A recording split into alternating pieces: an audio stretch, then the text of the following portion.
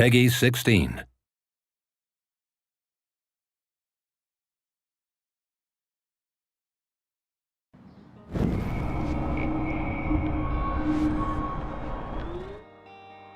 One of the main features of the game is, of course, the power of Max. She is able to rewind time. We knew we wanted to do something with the rewind mechanic that we had explored in Remember Me, and we started thinking of what can it mean in another context, and we started to bounce ideas around. Very soon, this idea of choice and consequence and being able to rewind them came about. You know, what does choice mean when you're able to rewind through them?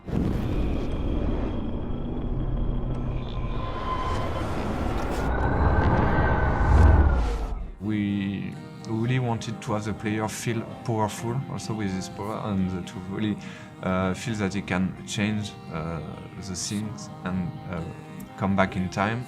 The game could exist without the rewind. It could be an classic adventure game, really interesting, I think, but this new layer allows the player to have a different experience, be able to see the direct consequence of a different choice. You could be happy with the outcome of the first episode, how it ends, and regret maybe later your choices and wish you have do something different. The player will want to have several walkthroughs to make sure they see all the outcomes.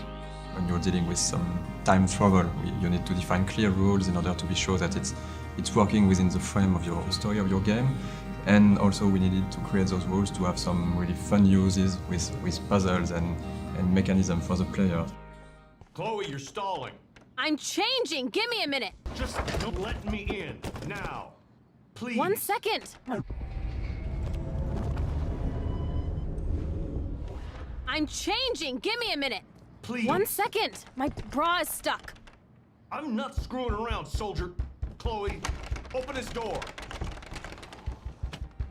So the idea is when Max is rewinding, she's keeping every knowledge she has. A bit like in the movie Groundhog Day, when I just spoke to you, I rewind, I remember everything you told me, and I can use it again when talking to you. Max is also keeping everything in her inventory. Like if she puts an item in her bag, she's keeping it with it. So I can grab something, go back with it, just rewind, and I still have the item even if I rewind it back in time. Those kind of rules, we use it a lot for puzzles and also to tell something about also the characters. Even in a dialogue puzzles, you will have some information, but those information will be related to the character. And we've made a lot of tests about the rewind and should Max keep those information, should Max keep those items, should Max be rewinded herself by when she rewind. We have made a lot of tests about this, and we finalize those rules. It allows us to have very interesting puzzles and very also funny situations in the game with those rules.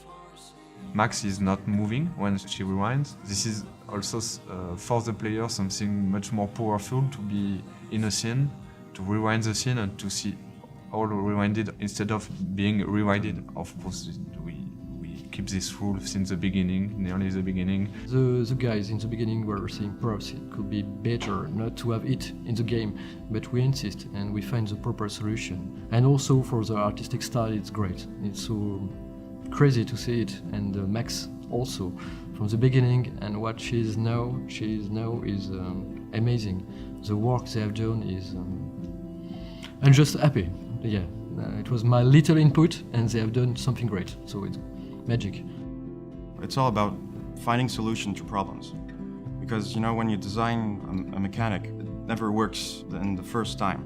So even though it might sound cool, like the rewind gameplay, it's only when you put it in the game and you test it, and then you find that it's flawed, that you can iterate again on it, and that's really cool to improve stuff that we designed before. The rewind power is giving nightmares to developers and to level designers, but at the end it's a very powerful tool for Max and also of course for the player.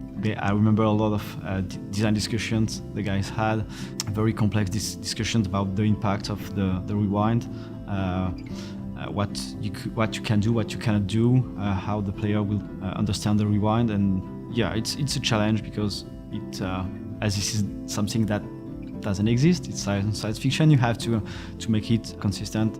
At first, when I started production, the scope of the game was pretty small, and we were like only 2 or 3 designers on the team. And by the time, when time passed on, we were like 10 designers, and we cranked really the quality of the game. For the player, using this power is really something unique because you can rewind all a scene, so all the animation of a scene, all the particles, all the effects of a scene, all the sounds of the scene. Can you give me an example of a Man, I photographer cannot who believe perfectly this. captured the human condition in black and white? Okay, if I'm crazy, Anybody? I might as well go all the way. Bueller? Can I actually reverse time?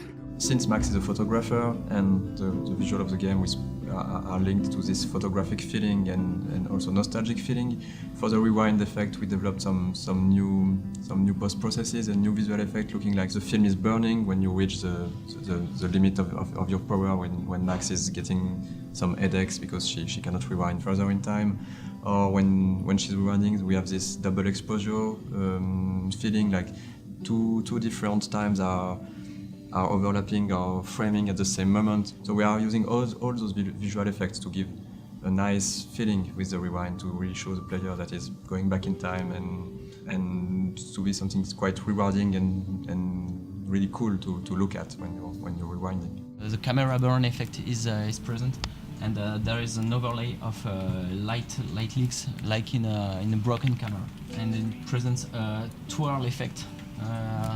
As if the celluloid, the film, is twisted away before burning. We add on top of that a layer of burning, and this is achieved by using screen space particles that overlaps.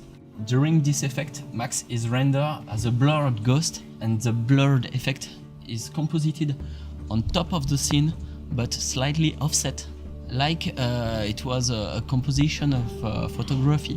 What we want to achieve is to see a reminiscence of Max. It's not the actual Max, but to overprint a ghost of what she has done previously.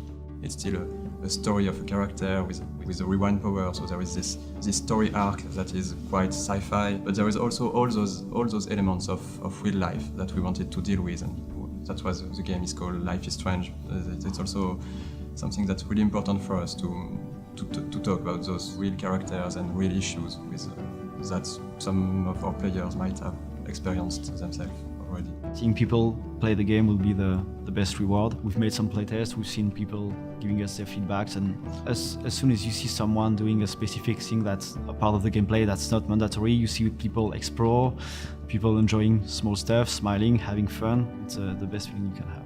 Life is not always so easy. Life is strange, and so you have to grow. And I think the game will help people grow, and I think it will help also video game to grow in a way. It's perhaps pretentious, but we want to bring the independent video game to our industry, and I think there is a huge place for it, and I think it will be very successful. Thanks to Square Enix, who were the first to believe in the project.